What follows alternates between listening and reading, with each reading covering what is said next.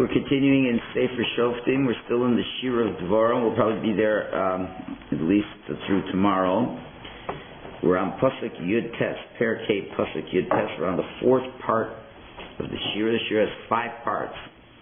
After praising those who volunteered to fight and criticizing those who didn't,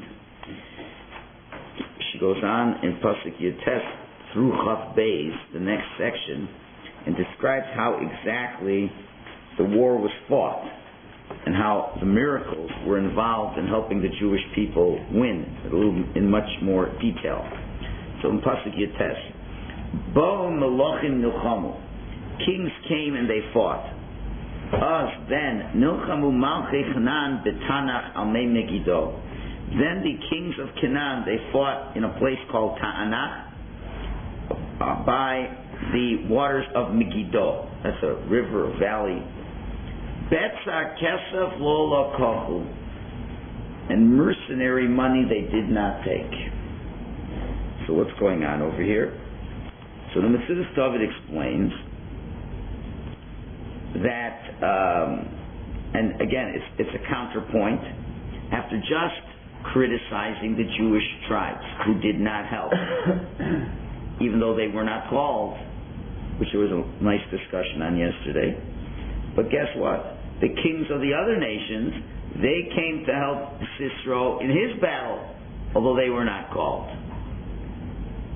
And he says, then, at the time when Sisera fought, so all the kings of Canaan helped as well, and it was quite a long area, because the rabbis say if you look geographically, Tanakh and the Mei Megiddo, they are 2 places in Shevet Menashe, but they're very far away from each other.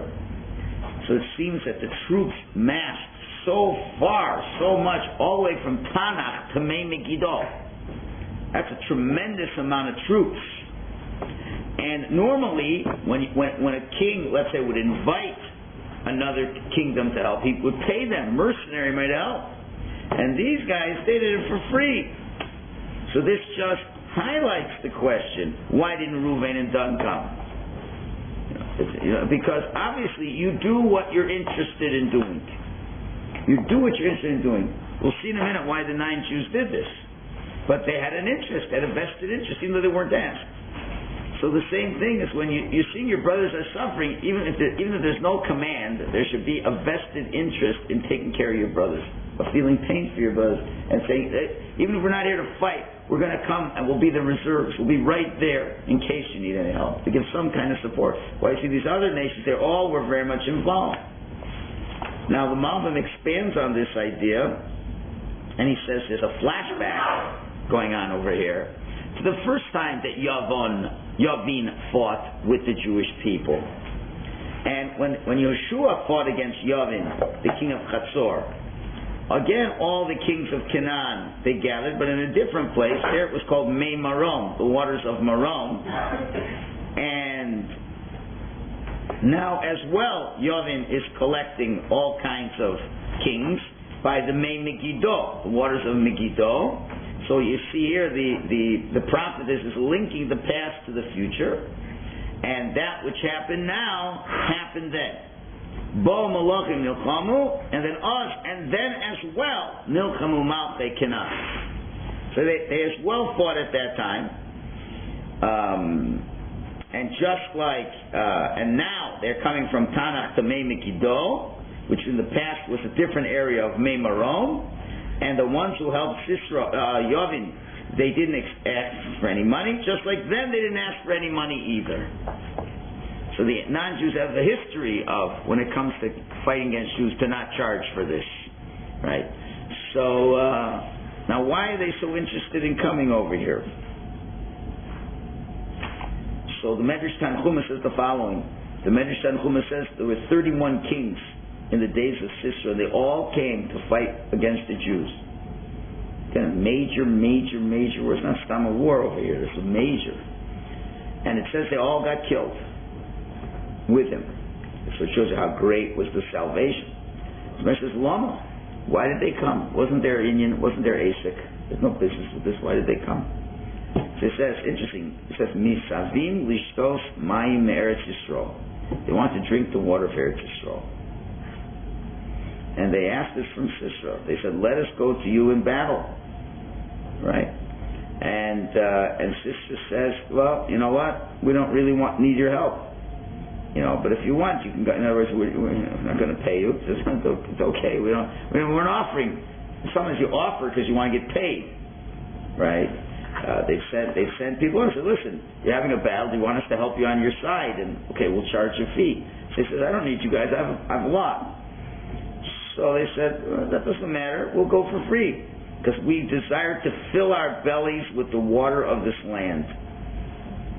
So the Medrash concludes, and the Medrash brings this pasuk: the Malchei Canaan go Batanach al Mei Megiddo, to the waters of Megiddo. I guess it's hinting to the fact that they want the waters. The Medrash concludes, L'hodiach she'ein chaviv k'Eretz Yisrael, to show you that there's nothing as precious as Eretz Yisrael. I guess other people go to Poland Springs and other things, but there isn't anything like the waters of Megiddo. Must be. Even a goy, a non-Jew, can appreciate how beautiful Eretz Yisrael is and how the water is so tasty and pure. They can sense it all. So obviously it's for their taivas to fulfill their lustful pleasures, but they're willing to go to battle to enjoy more of the pleasures of this world. Okay. Now the parshos of Fri Shoftim, it gives another reason why we mentioned Tanakh and May Megiddo, and they're very far away.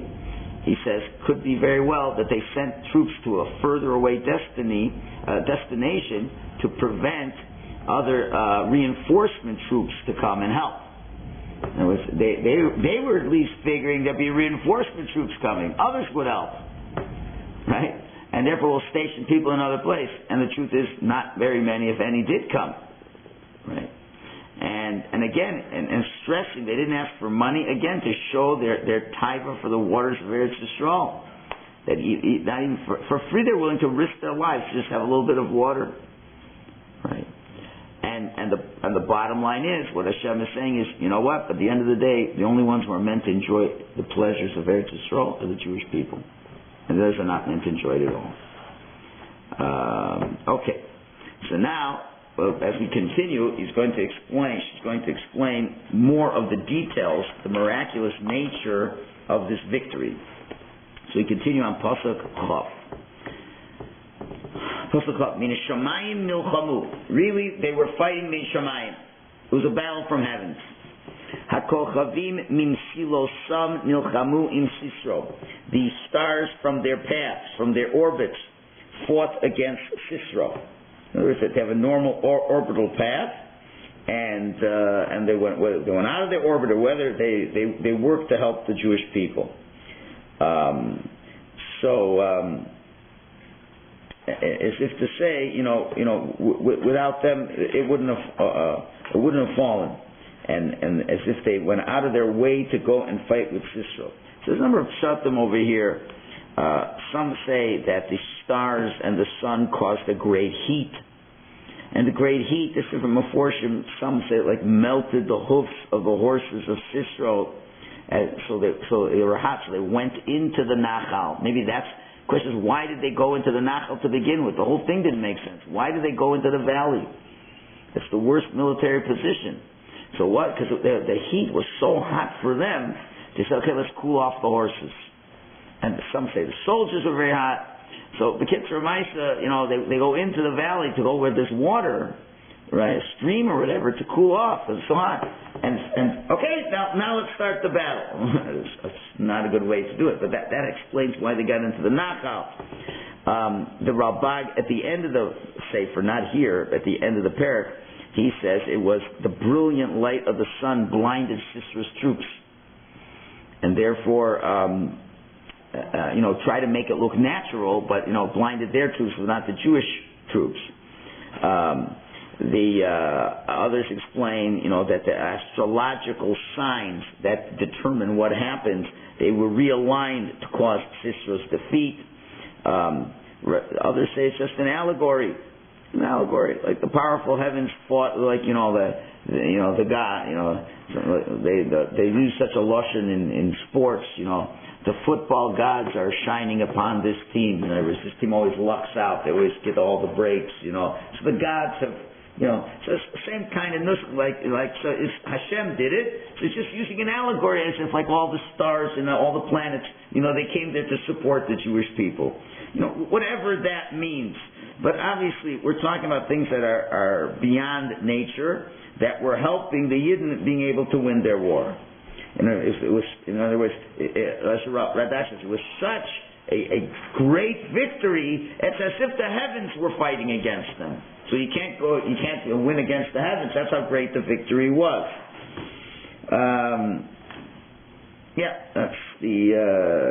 That's what they explain. All right.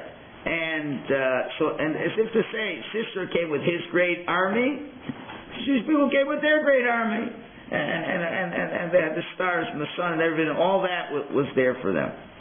Okay, fine. So that's one aspect. Now, about Nachal Kishon Grufam. So they go into the Nachal, they go into the valley. It was the valley of Kishon. Grufam swept them away. Nachal Kedumim, Nachal Kishon. This Kedumim, this ancient river, the river of Kishon is what swept them away. But while it swept them away, Tidrichi Nafshios, Nafshi, me, myself, the Jewish people, we were able to step over it with strength. So the Meforshim explained basically what happened was that there was a miracle, that it wasn't really a huge river. It wasn't like gushing the Colorado River, it was a stream. You go over there and check, all of a sudden, the whole stream becomes a gushing river and pushing them over and knocking them out. And at the same time, the Jewish people, when they had to go there, they just stepped right over. There was no problem. Again, sounds very much like Kriyas Yamsuf. Kriyas Yamsuf, the splitting of the sea. Split for the Jews, they go right through, and the power goes, boom, it crashes in on them. Okay, I guess maybe not the same magnitude, but definitely the same concept was there. So that's the basic. Other Meforshim explain it was literally almost like the Jews walked on water, as it were. The Malbim says the Jews walked on water, as if they walked on water. I guess that's where other religions got this idea. I don't know. But they were at the same time, and the Meforshim explained this was Kidumim, the ancient river. This was planned from the very beginning, just like it says again by Kriyas Yamsuf. When it says by Kriyas Yamsuf that the waters went le'esano, so it says the waters by Kriyas Yamsuf, the waters went back to split. It says le'esano, which literally means to its old way, which really isn't. But the Gemara says you take the word le'esano and switch the letters, it spells the word litnao to its condition, to a condition that was made. And they say Hashem made a condition, said to the waters, if you don't split now, you're violating a condition in which I created you. When I created you in the 6 days of creation, when I created the water, I created you then to say you're going to split. In the year 2448, when I need you to split, you better split. So it's the same idea as being hinted to here. It's Nachal Kidumim, an ancient river. In other words, from long ago, this river was put on notice to know you better do what you need to do at the specific time to help the Jewish people.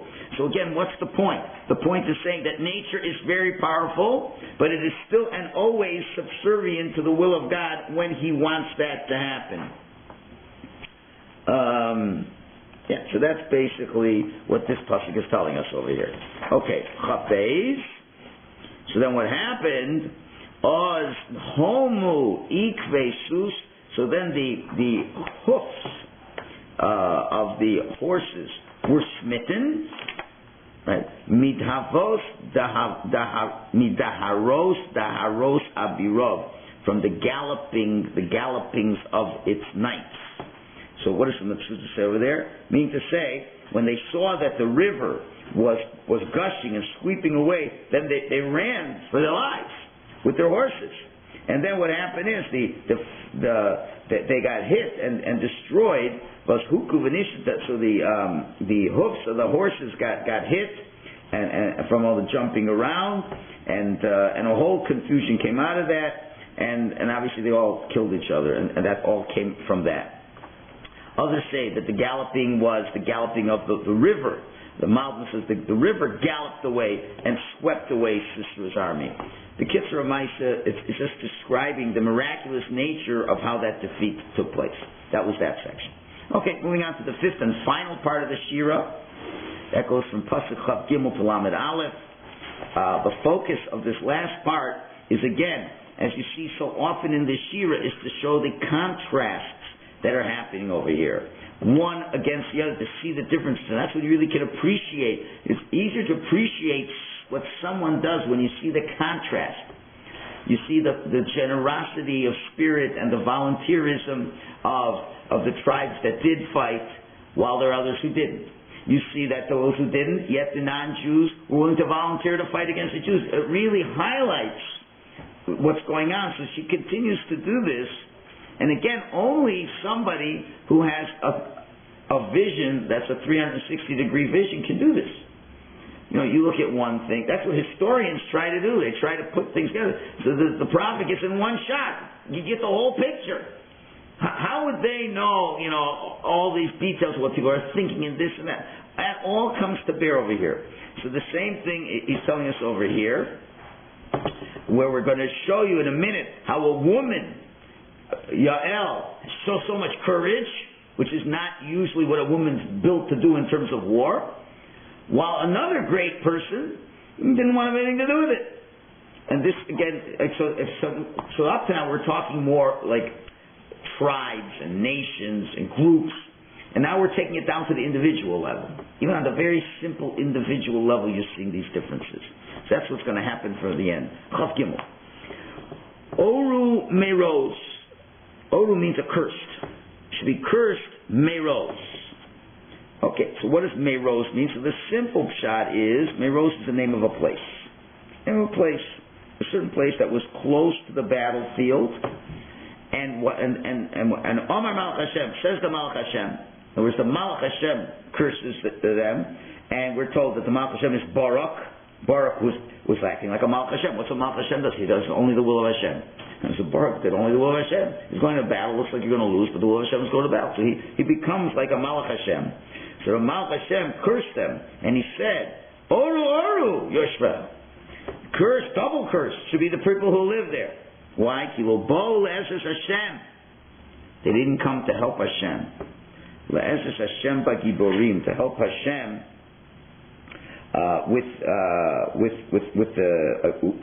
against the warriors, meaning against Sisera.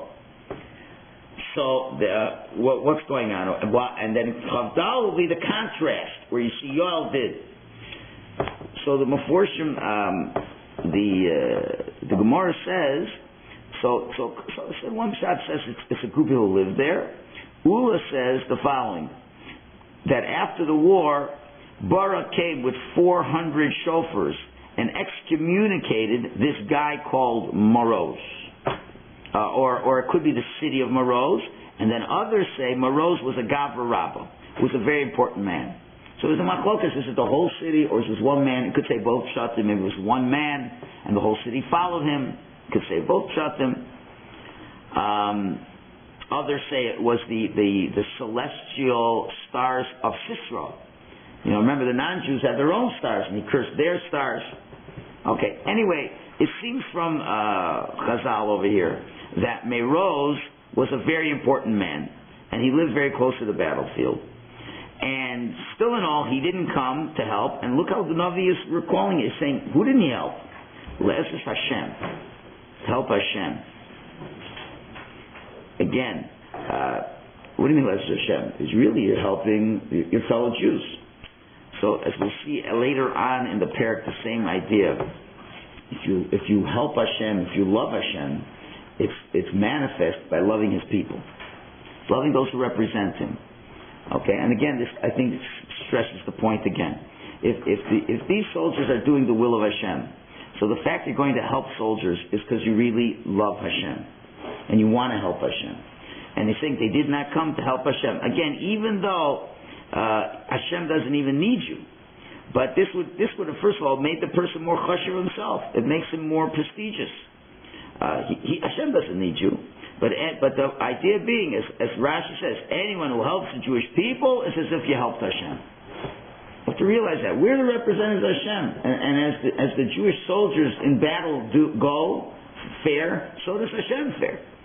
So it was a great opportunity to be able to help Hashem. And that's all was asked. At the end of the day, remember, at the end of the day, you didn't really do very much. The soldiers really didn't do anything. But what Hashem wanted was the volunteerism. So, and that's all Hashem wants at the end of the day. He wants how much you're going to try. The success doesn't depend on you. Right? The thought, again, we come back to that as we learned Shabbos morning.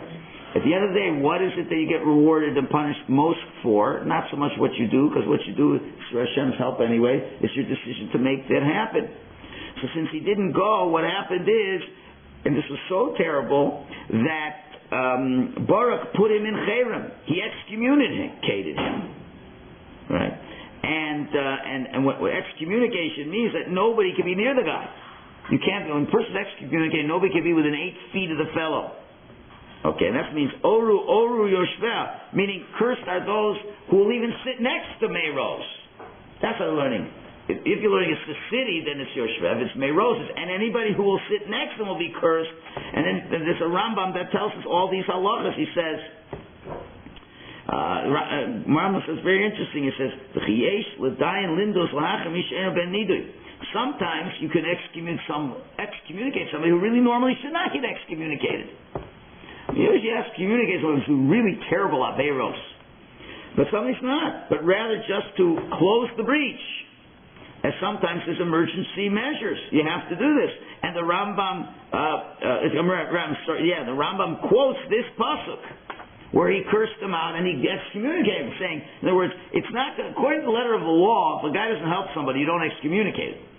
But obviously Barak took emergency measures, and since the time needed it, why? We could suggest there was a tremendous amount of apathy that had spread around the Jewish people, as we see so many tribes didn't come. And to publicly rebuke people to realize that you're not considered a part of the Jewish people if you don't come to help Hashem and the Jewish people in their time of need. So it wasn't just bad. I guess Devorah told Barak, after this prophecy, or in this prophecy, that you know what, you should go curse them out. As the convert will say, so bad, you didn't want to get involved. He says, no, it's so bad, you're excommunicated. It's that bad, you're not even part of the Jewish people. So they picked one guy to be, I guess this Meros was a very important guy, and he didn't feel it was important to get involved, so you have to make a lesson out of him, and they excommunicated that guy to know this is really not proper behavior. The difference between this and Reuben and Dan is because he was asked to come and refused. No, I wasn't asked. Meros was not. So why not curse? Again, the same idea. You're right there, you're next door, and you don't do anything. Right? He was an important person. He was asked to. The Gemara doesn't say it. Doesn't spell it out. Okay. Now, so while that's on the negative, so now look at the exact opposite. And this Meros was a big guy, probably a strong guy, and he couldn't. Chavdalet is the total reversal of that. Let's make sure I didn't forget anything. Yeah. So Chavdalet, Tevorach Minashim, she should be more blessed than any other woman. Yoel Eishes Chevra Keni, Yoel, the wife of Chever, the Keni. She should be blessed Minashim, and more, first of all, more than regular women. Tevorach Minashim, and also Minashim Ba'ohel Tevorach. She should be blessed more than the women in the tent. What does that mean, the women in the tent? So Rashi explains that the matriarchs were known for being in the tent. By Sarah it says, the Malach said, where is Sarah? It says she's in the tent. Rivka, it says Yitzchak brought Rivka into the tent.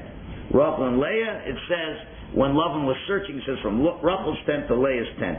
In other words, the idea being that the glory of the king's daughter is within, and the Jewish woman is supposed to be in the tent. So she is more blessed from even those women who were in the tent. As we'll see shortly, what's going on over here and what is being said over here. Chafei. Yes. And the Targum explains what's the tent over here. The Targum says that she should be blessed What more than the women of the tent? She's like one of the women, the Mishamshim Bate Midrashim who were learning in the Bate Midrashim. Again, the women were learning Torah. Okay, Chafei. So what happened? Mayim Sha'al. He asked, she doesn't want to say his name, doesn't want to say the Russia's name, doesn't want to say sister's name. Water, he asked, Chol of Nasana. She gave him milk. And right away, the Targum, we spoke it out, the Targum says, to know, are his wits totally with him or is he getting tired? The Targum speaks it out. Lameda in Isra yonohi alohi. To know if his wits are with him. The Seifel Adirim he kriva chema. With a mighty container, she brought him whey. All to get him tired. Chafav. Yoda la yosei tishlachna. She cast her hand to the yosei, to the spike. Vimina, and her right hand, lahal musamelin, to beat him with effort. Vahoma Sisra, she beat Sisra. Mochako, rosh, a small hole in his head. Umochatzav a chol for rakoso, and crushed his head, and it went through his head. Okay. And again, the Targum, very interesting, this is where the source come from. Targum says, the kayamas madechsiv, because she wants to fulfill what it says, the Sfar Dorais in the works of the Torah, of Moshe, Lohevi, Tikkun Sein, Digvar Lisa. A woman should not have any military equipment on her. A man should be wearing women's clothes. So you see, that's from the Targum. Says she did that in order not to violate. In other words, even though she'd be allowed to, but she wanted to do as much as she could to maintain the womanhood of who she was. Now, one second, where is this? The Malbim explains a little bit more. Remember, as we said, the Malbim said before, really she wasn't strong enough to do all this by herself. She didn't have the strength to one hand to hold a spike, the other hand to hold a mallet. I mean, these were heavy, heavy things. She couldn't do it. So she wasn't able to do it. It was a miracle that it went through. So that's how now the Pasuk is explaining in detail how that happened. It says, Yoda, the hand, let's go over the words, La Yosei, that went to the spike, Tishlachna, she sent. The Yamina, the right hand, in which she held the mallet, all right? La Halmos, to be able to smash the guy. So she says, what does she say? Amelin. He said, Amelin means she was tired. The hand was tired. You find this expression. Was tired. But still, the Homa Sisra, so how was she able to smash Sisra? Really, she's only able to machkarosha, to put a little hole in his head. She's going to put a little dent. That's all she could physically do. But what happened is, Shemotza. So then, from that little one already smashed, and Chofa Rakosa, it was able to go through one temple into the other temple.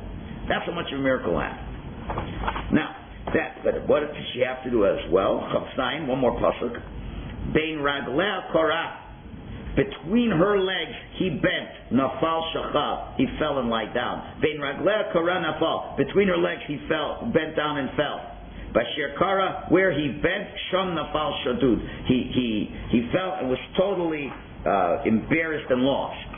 So the Mitzudas explains that the simple pshat is, this is the way of the